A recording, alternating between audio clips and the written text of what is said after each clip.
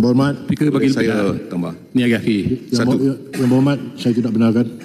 Kita teruskan agenda Sebagai seterusnya. Ketua Pembangkang, saya ingin Yang Berhormat. mendapat sedikit Yang Berhormat, penjelasan. saya dah putuskan.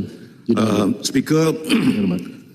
saya mahu mohon sebab bila Yang Amat Berhormat kata boleh kerjasama, Yang Berhormat, itu adalah menunjukkan Yang Berhormat, sesuatu yang Ketua Pembangkang, saya dah buat keputusan. Yang Berhormat, Tuan Speaker boleh gunakan beri bicara bawah 43 benar. Yang Berhormat, Ni Ketua Pembangkang. bila Yang Berhormat duduk sini, Yang Berhormat boleh buat macam tu. Ni sekarang saya punya keputusan. Boleh je, nanti saya duduk situ boleh buat. Boleh jemput saya duduk situ. Yang Berhormat, Yang Berhormat,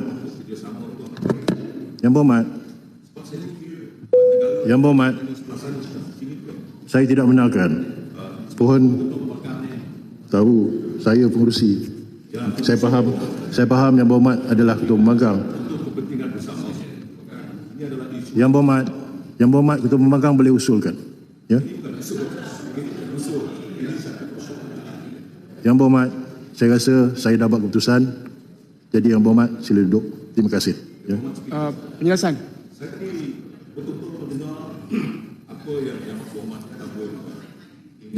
Yang Berhormat, yang ingin saya jelaskan telah kepada semua. membuat keputusan.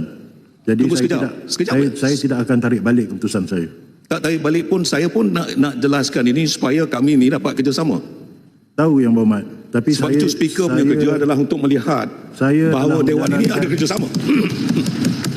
Bukan nak tunjuk ini kuasa. Speaker tanya Perdana Menteri tak bagi lagi. Ya. Yang Berhormat duduk. Saya telah Saya amat macam semalam Bentara bila tangguh 5 minit. Speaker.